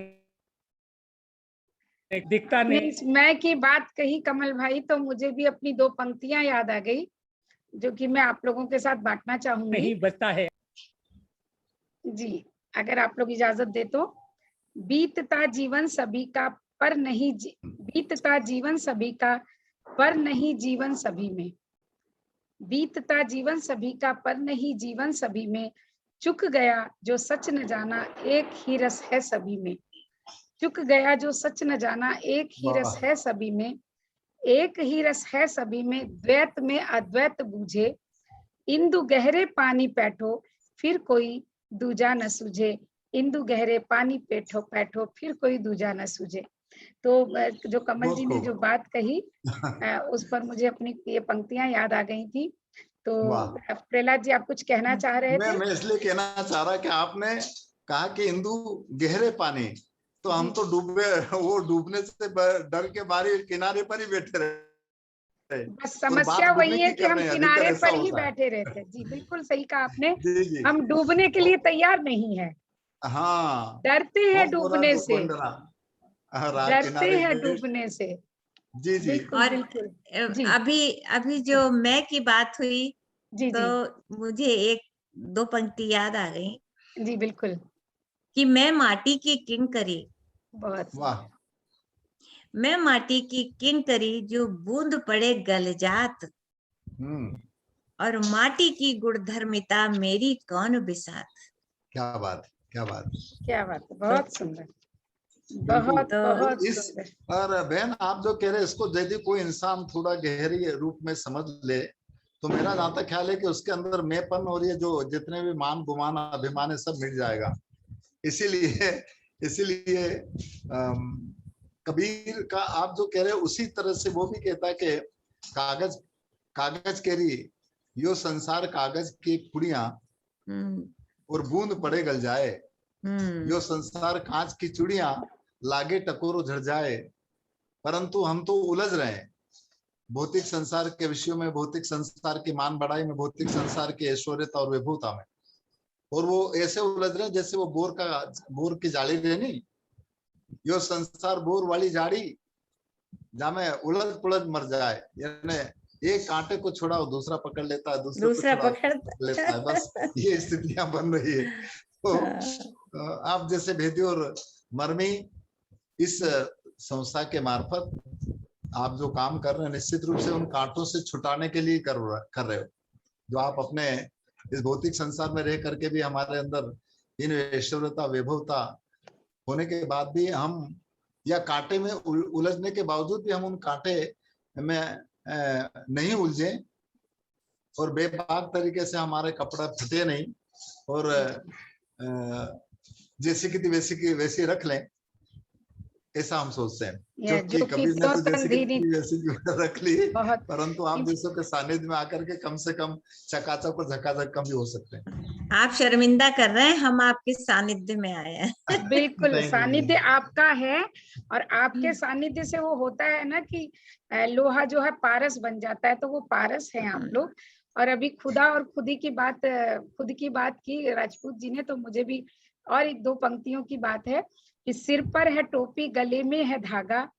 पूजा की आपकी बात पर है प्रहलाद सिंह जी, आपने इस बात पर बहुत जोर दिया था कि सिर पर है टोपी गले में है धागा, पूजा की थाली लिए घूमते हैं बेखबर खुद से, खुदा के शहर में इंदु खुदा की गली ढूंढते हैं। क्या बात है, क्या बात है, बिल्कुल ठीक है, यही हो रहा है आजकल, आजकल बस यही बहुत हो रहा बढ़िया, है। बिल्कुल। बहुत तो आपकी उस बढ़िया। बात पे मुझे ये बात याद आई कि मैंने ये लिखा था। तो ये जो हम लोगों की यात्रा चल रही है, कि जो मैंने देखा कि संस्कृत जो हमारी भाषा है, और उसमें जो वेद और जो गीता और दर्शन जो लिखे गए हैं, उसकी यात्रा मृदुल कीर्ति जी ने किस तरह से हिंदी की यात्रा बना दी, हिंदी तक पहुंच गई, हिंदी की धाराओं में। और आपने उस हिंदी की जो धारा है, जिसमें कि मिली जुली मैं कह सकती हूँ संस्कृति और भाषा है, कबीर को लेकर आ गए आप। और उस कबीर को जो कि जिसके लिए कहा जाता है कि कबीर खुद कहते हैं कि कागज कलम गयो नहीं। तो बात है कि उन्होंने वो कबीर जिन्होंने कि अभी आपने जो बात कही उसको ये बड़ी तरह से प्रमाणित करता है कि बात एहसासों की होती है। तो जब हम उस एहसास को पकड़ लेते हैं तो इन कागज कलमों की वास्तव में आवश्यकता खत्म हो जाती है। लेकिन ये एक सीढ़ी हो सकती है, ये जो कागज कलम है, ये जो ज्ञान की बातें, ये सीढ़ी बनती है, क्योंकि सीधे उछाल तो चौथी अवस्था तक पहुंचना इतना आसान तो नहीं है। और वो जो जिस शरीर की बात करते हैं, चारों शरीर की, तो वो स्थूल शरीर से उस वैचारिक शरीर तक और उस अंतिम शरीर तक पहुंचना भी इतना आसान नहीं होता है। लेकिन आपकी जो यात्रा रही है प्रहलाद जी, वो यात्रा उस व्यक्ति की यात्रा रही है जो व्यक्ति बिना कागज और कलम के, बिना किसी तपस्या के, मतलब जो साधना की बात जो हम करते हैं व्यवहारिक जगत में, कि कहीं बैठ करके पूजा पाठ कर रहे हैं और साधना कर रहे हैं, बिना उस साधना के, बिना मंदिर मस्जिद के, जो रत्न उसने निकाल के वो लेकर आ गया और हमें दे दिया, और उस रत्नों को जो आप बांट रहे हैं। तो ये एक जो यात्रा है हिंदी की, और इस हिंदी की यात्रा जो अध्यात्म तक पहुंची है, इसके बारे में आप कुछ अपनी बात कहें।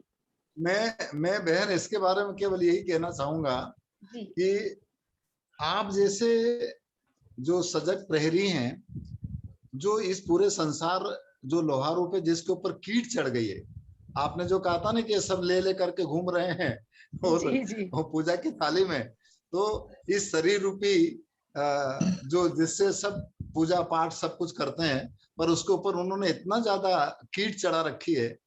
और कीट चढ़ाने के बाद में उसको आपके पास आप पारस दे रहे हैं, आप उसको, आप तो पारस हैं, आपके शब्द पारस हैं, उससे टकरा रहे हैं, परंतु टकराने का कोई असर नहीं हो रहा है। क्यों नहीं हो रहा है? क्योंकि उनके ऊपर पहले से ही कीट चढ़ी है। जब तक वो कीट ना निकले तब तक इन शब्दों का असर होना बहुत मुश्किल की बात है। और इसीलिए कबीर कहते हैं कि साहिब पारस रूप है और लोहा रूप संसार, और पारस से स्पर्श भया तो लोहा भया टकसार। पहले हम लोहे को चकाचक और झकाझक तो करें, ताकि आप शब्द, आपके शब्द जैसे लगेंगे ना तो वो सोना बन जाएगा। पर हमने तो इतना कचरा चढ़ा रखा है, बात हम बहुत बड़े कह रहे हैं कि हम तो बिल्कुल चकाचक और झकाझक हैं और घीस भी रहे हैं। आपने पारस दे दिया और घीस भी रहे हैं, परंतु कंचन बना ही नहीं। इसलिए जब तक इन मजहबों का, धर्मों का, जमाने भर का जो बाहरी, जो अंतर की यात्रा होने के बाद में उस अवस्था तक जब तक नहीं आए, या उस वैचारिक शरीर का स्वरूप जब सब में नहीं देखे, तब तक शायद वो सोना या कंचन नहीं बन सकता है, ऐसा मैं सोचता हूँ। इन लोक की संपदा जी, ये विवेक चूड़ामणि का एक काव्य अनुवाद आपको सुना रही हूँ। मंत्र तो याद नहीं आ रहा, लेकिन तीन लोक की संपदा और तबहु रहत संतप्त, हाँ, और तड़पत जल बिनु मीन जिमी, ज्यों सिकता हो तप्त। क्या बात है। तीन लोग की संपदा सो गुरु दीनी दान। आप जैसे गुरु लोग, आप जैसे समझ और परख के पारक के धनी, तीन लोग की संपदा बांट रहे हो यूं, और लोग उसकी कीमत को समझ ही नहीं रहे। अब क्या करो है? कबीर ने भी तो यही किया था, संपदा ही तो बांटी थी। आपका ऑफ हो गया, माइक ऑफ हो गया। भोंदू पच गए, कोई बिरला लेगा उठा। भैया बात तो ये चल रही है, आप हीरे बिखेरते जा रहे हैं, पर हमारे जैसे उसको यूं लांग करके जा रहे हैं। आप हमारे जैसे ना समझ कहें जी, आप भी हमारे जैसा ना कहें। यस, हमारे जैसे ना कहें, क्योंकि आप लोग तो जहाँ पहुंचे हैं और जहाँ पहुंच गए हैं।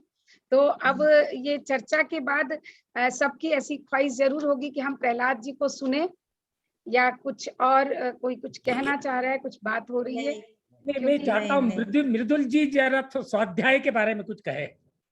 नहीं, आज मृदुल जी ने जब प्रहलाद जी से एहसासों की सुनेंगे बात कह गीत। दी, वो एहसासों की जिस वैचारिक पृष्ठभूमि की बात उन्होंने कर दी, जिस शरीर की बात उन्होंने कर दी, मेरे पास तो उसके बाद ही शून्य हो गया था, प्रश्न नहीं था मेरे पास करने के लिए। और फिर प्रहलाद जी ने ये बात कह दी कि व्यवहार में चीजें हो तो वो वास्तव में है, सिर्फ उसमें सिर्फ हम पूरी बातें करें उसमें कोई अर्थ नहीं है। तो ये दोनों बातें मिलने के बाद मेरे प्रश्न ही रहा। हाँ, मृदुल कीर्ति जी से कमल जी ने कुछ सुनने के लिए कहा है तो देखे, नहीं तो फिर हम प्रहलाद जी को सुनेंगे। नहीं, मैं प्रहलाद जी से निवेदन करूंगी और आपको आपसे क्षमा मांगूंगी कि मुझे प्रहलाद जी को सुनने का बहुत मन है और समय हो चुका है।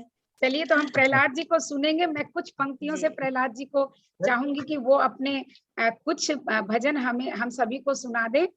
और ये भ्रम है या तेरी कोई जादूगरी, ये भ्रम है या तेरी कोई जादूगरी, न तू अलग सा दिखता है न मैं दिखता हूँ, न तू अलग सा दिखता है न मैं दिखता हूँ, एक परछाई सी जहां में नजर सी आती है, आईना देखने की ख्वाहिश ही न रही अब, आईना देखने की ख्वाहिश ही न रही अब, हर और बस तेरी ही खिलन नजर आती है, हर और बस तेरी ही खिलन नजर आती है।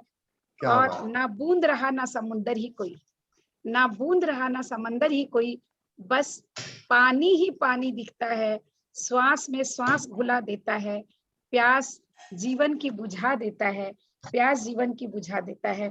और प्रहलाद जी, ऐसे हैं आपके गीत और ऐसी है आपके लय और ताल की बात, और मृदुल कीर्ति जी की वो दृष्टि, वो पैनी दृष्टि जिसको कहूं, जो संसार में खोज खोज करके हमारे बीच रत्नों को बांट रही है। तो अब आप हमें अपनी रचना सुनाएं। प्रहलाद जी, जरा धीरे धीरे गाड़ी हाँको राम। और मैं फिर कहूंगी कि जो कमल भाई ने जो कमल भाई का जो आपने गाया था वो भी बहुत पसंद। हाँ, वो मैं पहले उसी को सोच रहा था कि मैं वो सुनाऊं, क्योंकि पहले वो सुना दे, बाद में धीरे धीरे सुना दे, कोई बात नहीं। हाँ, बस ठीक है। अगर मृदुल कीर्ति जी अनुमति दे तो। हाँ हाँ जी, इस बहाने में कमल जी का सुन सकूंगी। मृदुल जी, ये मैं बहुत भाग्यशाली हूँ कि प्रहलाद जी 40 साल से ज्यादा सिर्फ कबीर को गाते हैं, सिर्फ कबीर और कबीर को ही गाते हैं। और मेरे हमारे यहाँ जब भी बेंगलोर आते थे, एक रात मालूम, पिछली बार भी कई बार उनको अपनी रचनाएं सुनाते रहता हूँ, जो एक कान से सुनते और दूसरे कान से उतार देते। मैं कई भजन भी सुनाता हूँ तो वो कभी उन्होंने हाँ अच्छा है सुना है। और एक भजन को सुनने के बाद में ये बोला मुझे, कमल जी ये आपने लिखा है? मैंने कि नहीं, मैंने नहीं लिखा, ऊपर वाले ने लिखवाया है, इसको कबीर को समर्पित कर दे क्या? तो मैंने उनसे बोला, मैं ऊपर वाले उस कबीर को तो नहीं जानता, इस कबीर को जानता हूँ, मैं आपको समर्पित करता हूँ, अब आप इसका जो चाहे करिए। फिर वो गीत बना, रिकॉर्ड किया। तो ये मैं भाग्यशाली हूँ कि पहले बार नान कबीर प्रहलाद जी ने कुछ गाया है। तो आप उस गलतफहमी में कि वो नान कबीर था, वो कबीर का था, इसीलिए उन्होंने गाया है। नहीं, वो तो आपके अंदर कबीरत्व है, सभी के अंदर है वैसे, परंतु एक जगह पर भी बहन ने कहा ना कि प्रहलाद जी, अभी मैं इस संदर्भ में आलीरी मोहे बहुत ही अचरज होए, माटी के आज ये तीनों सुनेंगे हम, तो पाथर में है, आज ये तीनों सुनेंगे अभी। अब बस हम ये तीनों रचनाएं सुनेंगे जो और बस यही करने वाले हैं आज। चलिए।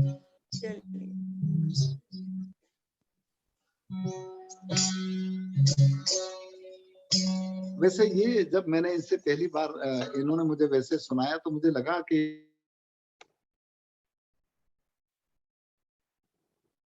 कायनात के लिए जाना चाहिए, और इसमें इनका नाम हमारा जिक्र नहीं था, तो फिर वो नीचे की लाइन हमने और जोड़ दी उसको, और उसमें कम से कम आना चाहिए। और ठीक है, कमल शरीर के रूप में ये है, परंतु कमल वो होता है जो कीचड़ में रह करके भी ऊपर जब आ जाता तो उसके ऊपर पानी की एक बूंद भी नहीं ठहरती है। मानव जीवन में भी इसी तरह का होना चाहिए। तो इसको हमने गाया है और मुझे बहुत अच्छा लगा है, क्योंकि हमने हदें बना रखी है, और इसी में वही बात है।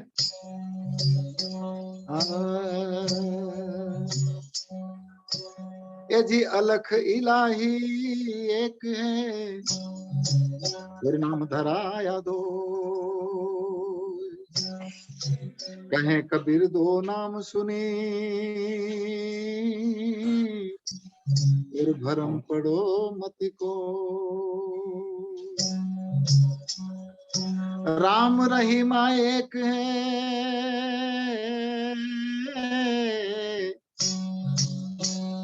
राम रहीमा एक है, नाम धराया दो, अरे अंतर टाटी भरम की और या से सूझे दो।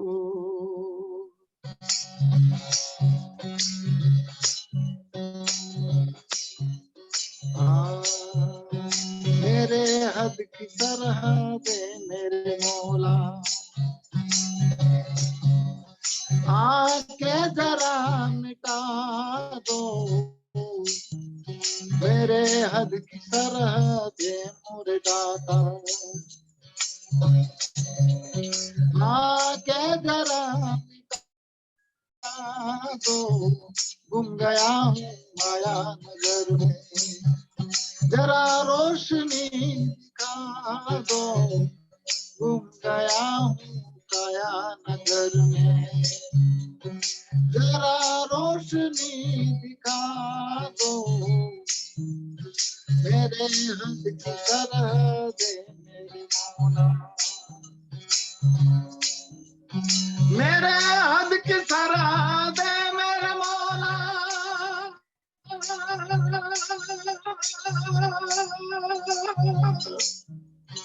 आके जरा मिटा दो,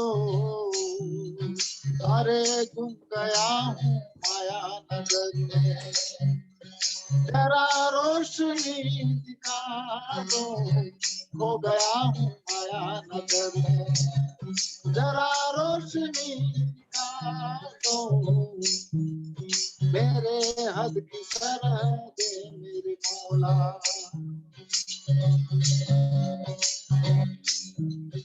तड़पा हुआ हूँ कब से खुद ही की तारीकी में, तड़पा हुआ हूँ कब से खुद ही की तारीकी में, बेहद का नूर फैला, बस तेरी आशिकी में, बेहद का नूर फैला, बस तेरी आशिकी में, तुम जानते हो मुझको आगोश में छुपा लो, मेरे हद की सरहदे मेरे मौला, आके जरा मिटा दो, डूब गया हूँ काया नगर में, जरा रोशनी दिखा दो, मेरे हद की सरहदे मेरे मौला। ढूंढा है मैंने तुमको पूजा के दायरों में, अभी हिंदू जी कह रहे थे बस हम यही कर रहे हैं, खूब थाली लोटा सजा करके खूब इधर उधर जा रहे हैं, नीचे उठे हो रहे हैं, परंतु दिल से हुई नहीं। ढूंढा है मैंने तुमको पूजा के दायरों में, तुम साथ ही थे मेरे, देखूं जो आईने में, साथ ही थे मेरे, देखूं जो आईने में, भटका हुआ हूँ राही, मंजिल जरा दिखा दो, भटका हुआ राही, मंजिल तो जरा दिखा दो, मेरे हद की सरहदे मेरे आके जरा मिटा दो मेरे हद की सरहद मुर्दा, आके जरा मिटा दो गुम गया हूँ माया नगर में, जरा रोशनी डालो गुम गया हूँ काया नगर में, जरा रोशनी डालो मेरे हद की सरहद मेरे मौला, मेरी आरज़ू तुम्हें हो, मेरी आरज़ू तुम्हें हो, मेरी आरज़ू तुम्हें हो, मेरी आरज़ू हो, धड़कनों में साहिब बस जुस्तजू हो, मेरे दिल की धड़कनों में साहिब जुस्तजू अब खलबली है इतनी, अब तो मुझे खुला दो,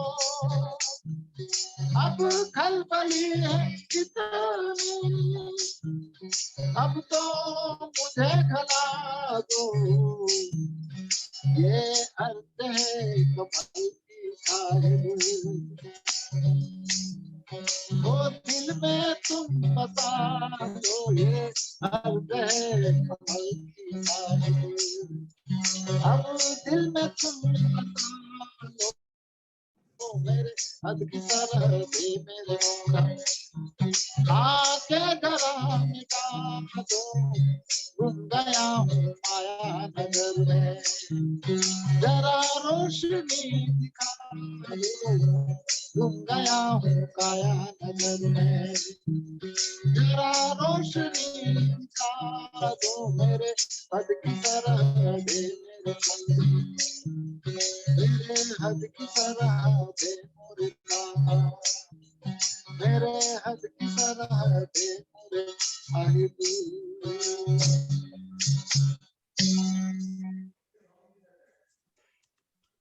कमल जी ने जब मुझे पहली बार इसे बहुत सुंदर जी, तो मैं एकदम हतप्रभ हो गया और मैंने कहा कि आपने जो लिखा है ये तो पूरी कायनात के लिए लिखा है, किसी एक वर्ग, किसी एक जाति, किसी एक मजहब या धर्म के लिए नहीं है। तो इस वजह से ये तभी हो साहिब जब हम इस खुद की इस शरीर रूपी गाड़ी में अपने अंतर की यात्रा को शुरू करें और वो अ से लेकर के अह तक या रा से लेकर के म तक जब तक उसका एहसास इंसान अपने अंतर में नहीं करे तब तक इन धर्मों के आधार पर, इन जातियों के आधार पर, इन मजहबों के आधार पर, इन गोरे कालों के आधार पर, इन स्त्री पुरुषों के आधार पर इस सृष्टि में ये जमाने भर के जो रोज हम देखते हैं ये चलते रहेंगे। और जो बड़ी बड़ी बात करते हैं वो भी शायद थोड़ा सा वहां से हट करके देखे तो हम चरितार्थ रूप में वही देखते हैं जो घटित हो रहा है। तो दुर्भाग्य कहिएगा, सौभाग्य कहिएगा, आप जैसे शब्द और नाद के जो प्रहरी के रूप में आप जो लिख रहे हैं, कम से कम हम सदगुरु से प्रार्थना करते हैं कि इन शब्दों को वो सुन करके अपने अंतर में उसका एहसास करने का प्रयास करें ताकि हमारे बीच की दूरियां कम हो जाए, हमारे बीच की जो ड्युअलिटी है वो कम हो जाए। खत्म तो नहीं होगी क्योंकि इस चीज को बढ़ाने वाले लोग भी बहुत हैं और घटाने वाले लोग आप जैसे गिने चुने हैं जो अंगुलियों पर गिने जा सकते हैं, पर बढ़ाने वालों की संख्या भी देखें तो उसकी संख्या बड़ी है। फिर भी हमें निराश नहीं होना चाहिए। शब्द की चोट निश्चित रूप से लगेगी और जब शब्द की चोट लगेगी नहीं तो ये समुद्र और बूंद का जो फर्क है वो मिट जाएगा। और इसीलिए कबीर की एक साखी है कि बूंद पड़ी समुद्र में न सो जाने सब कोई, उस समुद्र समाना बूंद में न जाने बिरला कोई। ये बूंद रूपी शरीर है, इसमें वो पूरा समुद्र यदि समाहित हो जाता है तब उससे परमात्मा, ईश्वर, अल्लाह, वाहिगुरु सब जीव मात्र में, पूरी कायनात में दिखता है। और कबीर की रूहानियत इतनी ऊंची थी कि उन्होंने केवल मानव की बात नहीं करी, उन्होंने जीव मात्र की बात करी। और वो कहते कि झाड़ बिंद और जीव चराचर में फूल रहा मेरा साईं, और जहां देखूं वो रीता नाही, सब घट रहा समाई, मेरी आंखों में लालन छाई। उनकी आंखों में ऐसी प्रेम की, ऐसी सद्भाव की लाली चढ़ी थी। प्रेम के बारे में कमल जी कह रहे थे कि वो प्रेम कैसा है।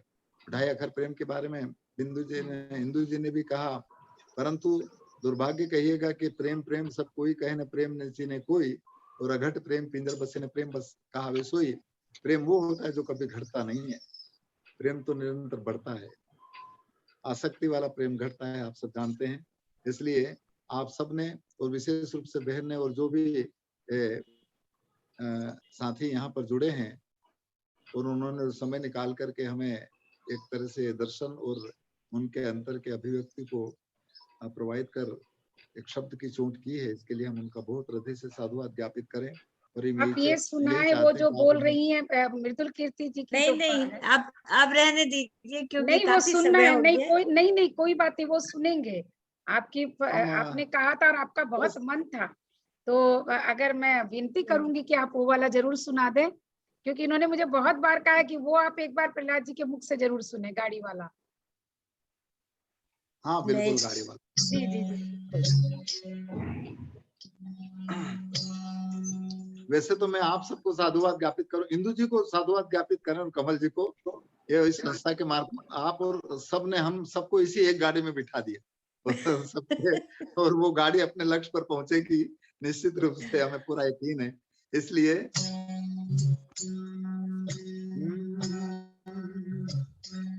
धीरे धीरे रे मना और धीरे सब कुछ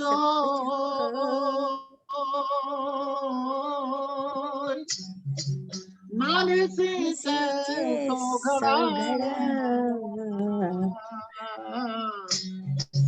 और ऋतु आए फल हो।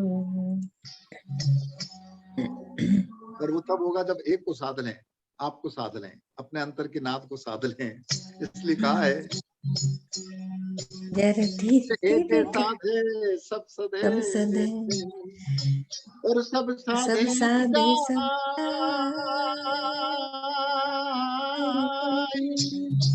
माली से मूल को तो फूले फले।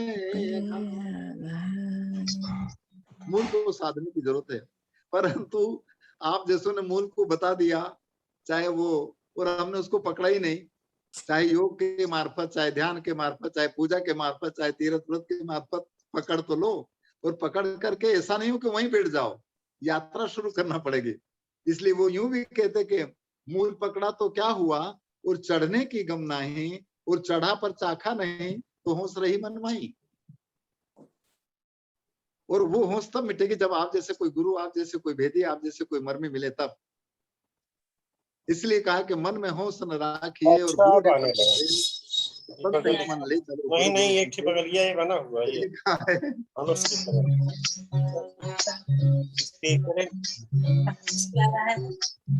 यार, भेजे हैं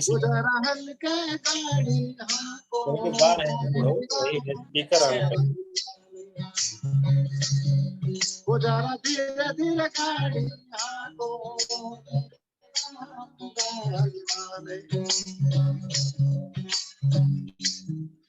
या गाड़ी मारी रंग रंगीली पहिया है लाल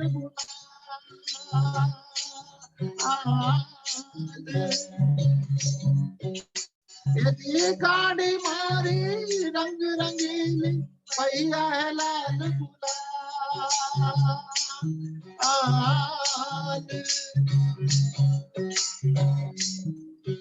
अरे हाथन वाली जय छबीली भाई बैठन वाला राम भैया हल्के गाड़ी मेरे राम गाड़ी वाले वो जरा धीरे धीरे गाड़ी आगो मेरे राम गाड़ी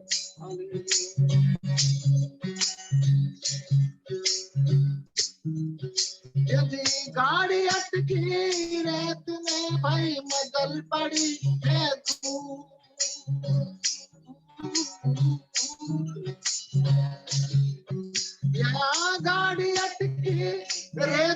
भाई मदद पड़ी है तू।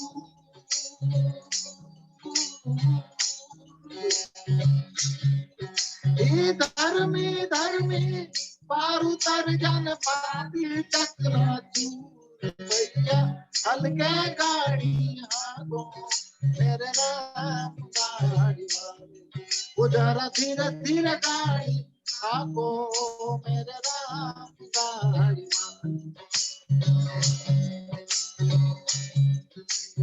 और जब उसके घर की टूट जाएगी नहीं तो कोई जड़ी बूटी दवाई काम नहीं आएगी, सब जानते हैं। इसलिए कहा है देश का वेद बुलाया लाया गड़ी और टूटी।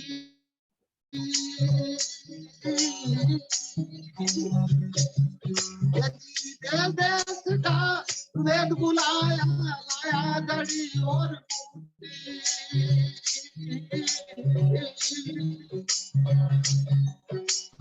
जड़ी बूटी तेरे काम आई घर की टूटी रे भैया हल्के गाड़ी हाथों मेरे राम गाड़ी मामी वो जरा धीरे धीरे गाड़ी हाथों मेरे राम गाड़ी मामी।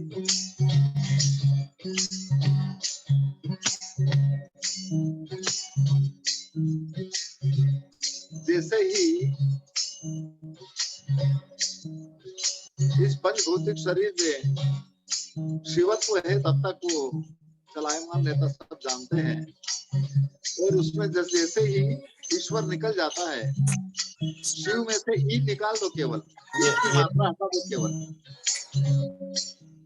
जो बनता है उसको तुरंत कहते चलो चलो चलो ले चलो शो बच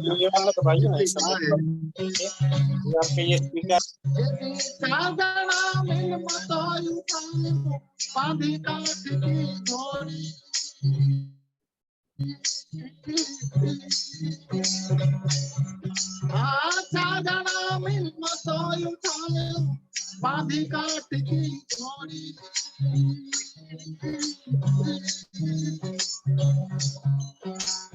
ले जाके मर घट पे रखिया भूख दिनी जैसी होली रे भैया हल्के गाड़ी आपको मेरे राम गाड़ी वो जरा धीरे धीरे गाड़ी आपको मेरे राम गाड़ी। वाह बिलख बिलख कर तेरी यारों में बिछड़ गई मेरी जोड़ी।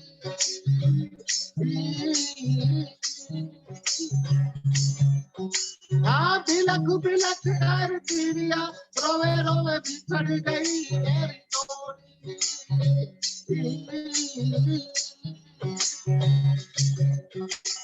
कहे कबीर सुनो भाई साधो जिन जोड़ी तोड़ी रे भैया हल्के गाड़ी आपको मेरे राम गाड़ी वो जरा धीरे धीरे गाड़ी आपको मेरे राम गाड़ी जरा हल्के गाड़ी आपको मेरे राम गाड़ी मेरे राम मेरे राम।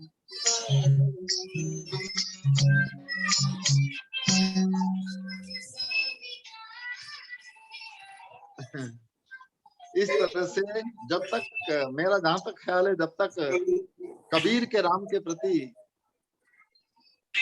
जब तक लोगों का एहसास या तब तक शायद वो राम के नाम पे भी लड़ाई झगड़ा करते रहेंगे। और ये देखा जा सकता है कई जगहों पर। एक जगह पर कबीर कहते हैं कि माटी का सब बामण बनिया माटी का सकल पसारा और इस माटी में सबको मिलना कहें कबीर पुकारा। परंतु लोग जलाने शमशान में जलाने के ऊपर झगड़ा करना शुरू कर देते हैं, एक दूसरे के रूप रंग या कपड़े पहनने पर या लफ्जों के आधार पर। तो ये दुर्भाग्य कहिएगा। और मैं निश्चित रूप से डॉक्टर सैयद साहब का, डॉक्टर मृदुला जी का, डॉक्टर इंदु जी का, डॉक्टर कमल जी का, आप सबका बहुत साधुवाद ज्ञापित करूं कि आप जो काम कर रहे हैं, जो शब्द की चोट के मार्फत ये चकाचक कंचन बनाना चाहते हैं, इस लोहे को। तो मैं चाहता हूं कि लोहे के ऊपर पहले जो कीट चढ़ा रखी है उनको कहिएगा कि पहले अपने ऊपर की कीट निकाल दो दादा, तो हमारे शब्द से आप कंचन बन जाओगे। तो कंचन बनाने का काम कर रहे हैं, इसलिए आपका बहुत धन्यवाद है। और मैं मैं तो उतना कुछ पढ़ा लिखा ज्यादा नहीं हूँ, पर आप जैसों का सानिध्य और आप जैसों का अंतर की जो चेतना का प्रभाव है, उसी की वजह से थोड़ा बहुत कुछ समझ गए बस। और हम चाहते हैं कि आपकी यात्रा पूरे कायनात के लिए इसी तरह से चलती रहे और आप सभी को जागृत और सजग करते रहें, बस यही आशा और अपेक्षा है। मैं पुनः आयोजकों को बहुत साधुवाद ज्ञापित करूं और आपने हम जैसे लोगों को सुना, क्योंकि हम कोई संगीतकार भी नहीं और कोई गायककार भी नहीं है, परंतु आप जैसे संतों की वाणी को थोड़ा सा समझ में आ गया, केवल आपके तरफ मुंह हो गया, बस इतना ही हमारे लिए है। बहुत बहुत धन्यवाद, बहुत बहुत साधुवाद। आपने जो कहा जी, जो अंतर के चेतना की बात कही जी, मृदुल जी पहले आप कहें जी। जरूर प्रहलाद जी। जी आपकी विनम्रता ही आपको इतना बड़ा कर देती है कि हमारा कद तो बहुत छोटा हो जाता है। नहीं नहीं नहीं, ये आपका बड़ापन है जी। ये कह रही हैं, बिल्कुल सही कह रही हैं। और दूसरी बात, इतने बड़े हैं कि बस पूछो मत। पता नहीं, अभी आपने खुद कहा पोथी पढ़ी पढ़ी जगमुआ, आपने खुद कहा कि खाली पढ़ने से नहीं होता।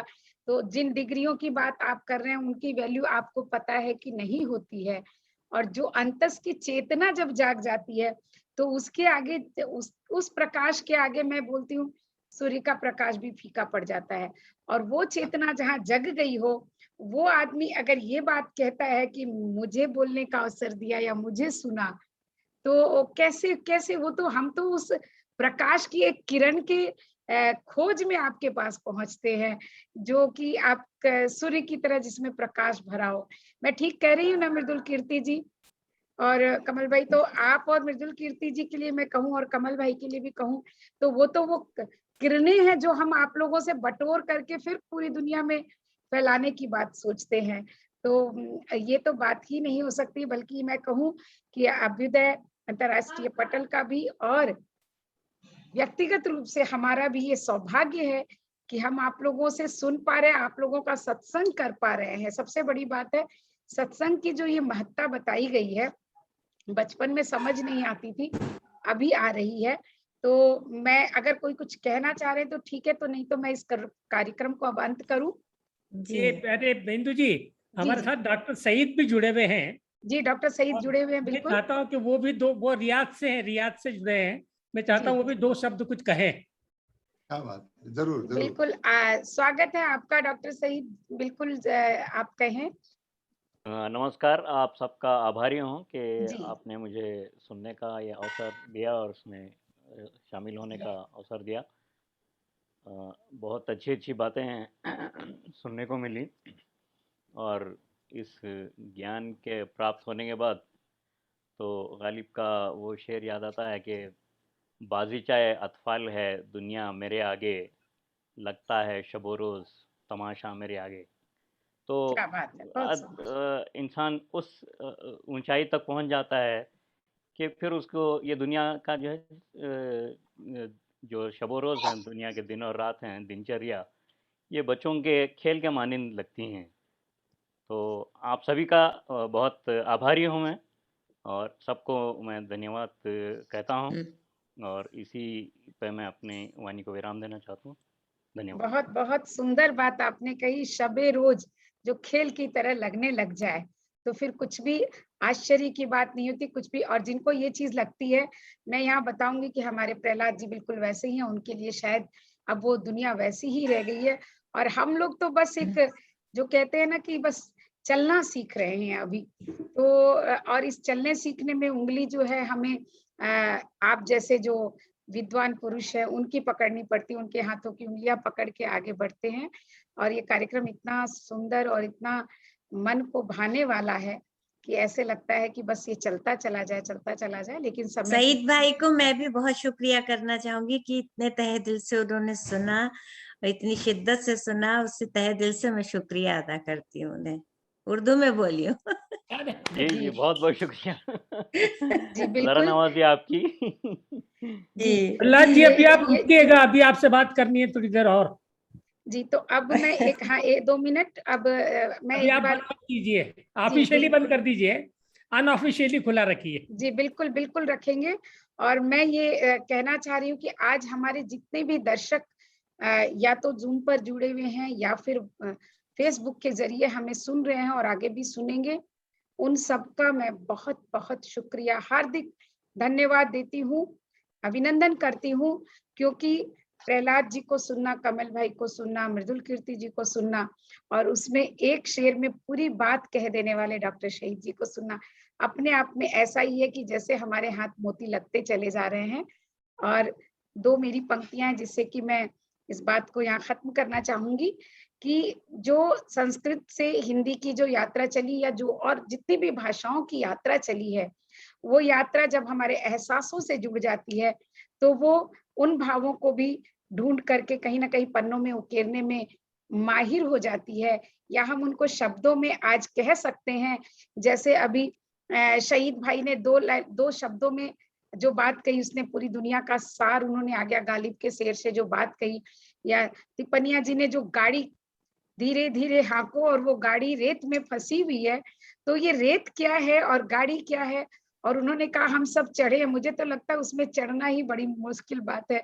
उस गाड़ी में एक बार चढ़ जाएंगे तो निश्चित ही पार उतर जाएंगे, लेकिन वो गाड़ी में पहुंचना बहुत बहुत मुश्किल काम है। तो इतनी आनंददायी वो सफर है, लेकिन उस सफर को पकड़ में आनी चाहिए, उसकी टिकटें मिलनी चाहिए, और वो टिकटें नहीं मिलती इन पैसों से जो हम कमा लेते हैं दुनिया में। तो बहुत बहुत सुंदर बात है। तो आप सभी का इतना समय देने के लिए इतना धन्यवाद दूंगी। और मृदुल कीर्ति जी तो रात हो रही है उनकी, मतलब वो सोने के समय से ज्यादा आगे समय हो गया है, उनकी दवाइयों का समय भी हो गया है, लेकिन फिर भी वो हमारे साथ है। तो मैं बहुत बहुत धन्यवाद देती हूँ। सबसे पहले राजश्री शर्मा जी जुड़ी थी, डॉक्टर प्रेम तन्मय जी, गीता सिंह जी, सुषमा कुलश्रेष्ठ जी, शैलेंद्र मिश्रा जी और तमाम जितने लोग, अंजना जी, जितने लोग जुड़े हैं, सभी का शुक्रिया अदा करते हुए मैं प्रहलाद सिंह तिपनिया जी का एक बार हार्दिक हार्दिक धन्यवाद और अभिनंदन करती हूँ। क्योंकि आप जैसे लोगों के लिए शुक्रिया शब्द भी मुझे बहुत कम लगता है। ऐसा लगता है कि वो बातें शब्दों में व्यक्त नहीं की जा सकती जो हमारे भाव हैं। तो बस 2 पंक्तियां, अभी अभी चलना सीख रही हूं मैं, कदम बढ़ाना और मिलाना आ जाए। जब ये आप लोगों से गुजारिश है मेरी, हम सफर सा साथ निभाने आ जाना तुम, हम सफर सा साथ निभाने आ जाना तुम, अभी अभी तो जल सा बहना सीख रही हूं मैं, झरने से नाला फिर दरिया बन जाऊं जब, सागर से मुझको मिलवाने आ जाना तुम, सागर से मुझको मिलवाने आ जाना तुम। तो बहुत बहुत धन्यवाद देती हूँ। बहुत बहुत धन्यवाद।